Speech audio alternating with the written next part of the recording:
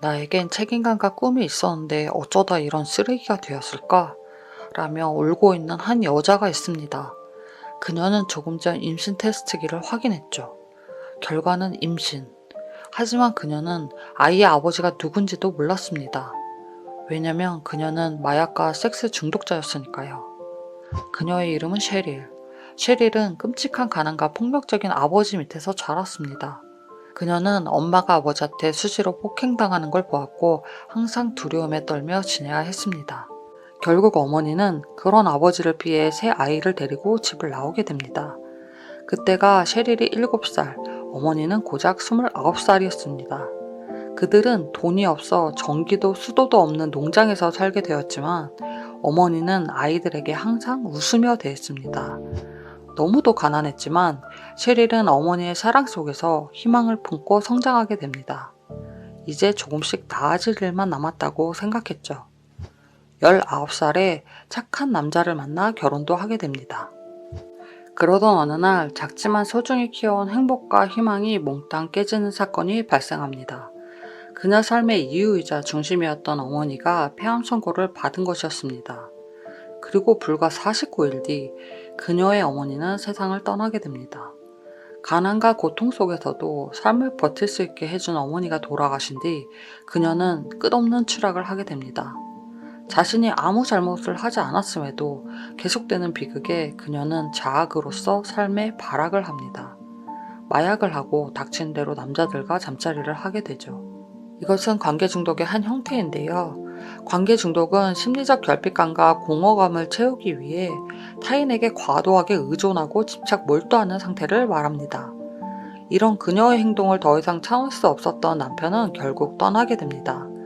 설상가상 돈도 사랑도 희망도 아무것도 남지 않은 그녀는 아버지가 누군지도 모르는 임신까지 하게 됩니다.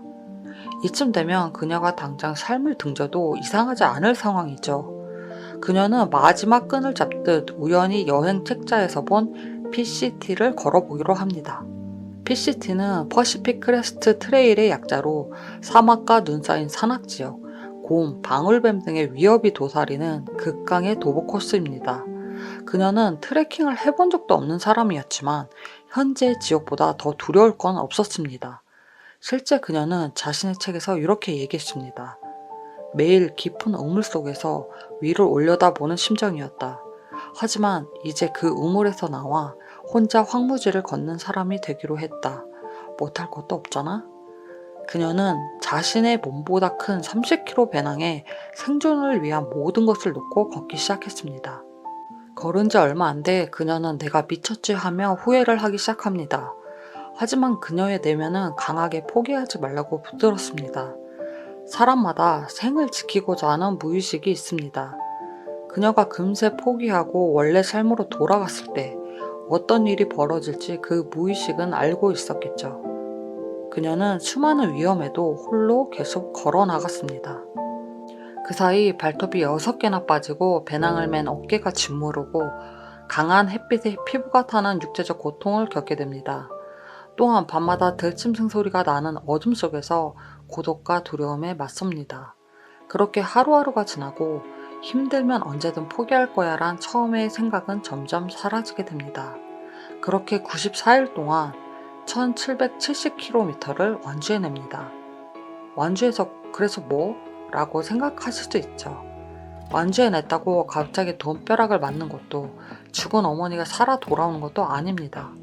현실 상황은 똑같습니다. 여전히 빈털터리고 혼자이죠. 하지만 그녀는 94일 전의 셰릴이 아닙니다. 겉으로 보기엔 같아도 그녀의 내면이 완전히 달라졌기 때문이에요. 자기 생의 무게 같은 거대한 배낭을 짊어지고 하루를 버텨내고 또 버텨내고 하면서 그녀에겐 매일의 성공들이 쌓였습니다.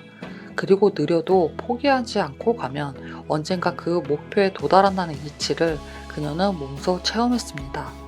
또한 그녀를 괴롭혔던 죄책감, 원망, 그리움의 감정 또한 땀과 함께 정화가 되었죠. 몸과 정신은 하나로 붙어 있습니다. 몸의 활동이 뇌에 영향을 미치고 그렇게 만들어진 감정은 다시 몸을 일으킵니다. 셰릴은 그것에 대해 이렇게 기록하였습니다. PCT는 내게 길이 어떤 의미인지 가르쳐 주었다.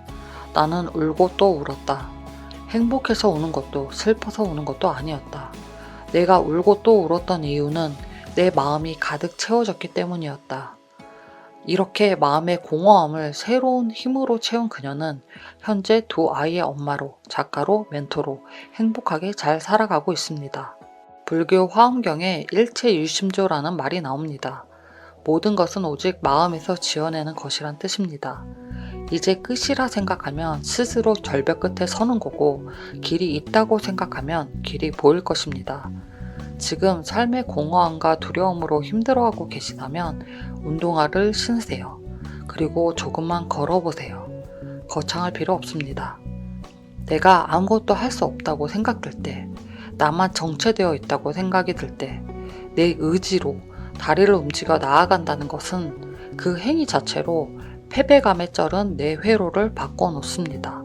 단, 걸을 때 가슴을 내밀고 고개를 약간 올리고 걸으세요. 그 이유에 대해 7천만이 넘는 조회수를 기록한 에이미 커디의 테드 강연에 잘 나오는데요. 실험을 통해 신체 언어, 즉 자신감 있는 포즈를 취할 때 실제 호르몬의 변화가 일어난다는 것을 증명했습니다. 이것을 반복하면 내재화가 이루어지고 정말 자신감 있고 진취적인 자아로 바뀝니다. 끌어당김의 법칙에서도 원하는 것을 이미 가진 듯이 행동하라 라고 말하잖아요. 그게 바로 이걸 말하는 겁니다. 뇌과학으로 증명이 된 거예요. 우리 왜 축구 승부차기 볼 때 볼차로 나오는 걸음걸이나 표정만 보고도 저 사람 골 넣겠다 못 넣겠다 느껴질 때 있잖아요. 그리고 그 예상대로 흘러갈 때가 많죠. 이것이 신체 언어입니다. 내면이 몸으로 표현되듯이 먼저 몸으로 표현하면 내면 또한 바뀐다는 걸 잊지 않으셨으면 합니다. 오늘 얘기해드린 셰릴의 이야기는 그녀가 쓴 자서전 와일드란 책에서 보실 수 있고 리즈 위더스푼이 주연한 영화로도 만나보실 수 있습니다. 여기까지 봐주셔서 감사하고 오늘도 목표를 위해 한 걸음 나아가시길 응원합니다.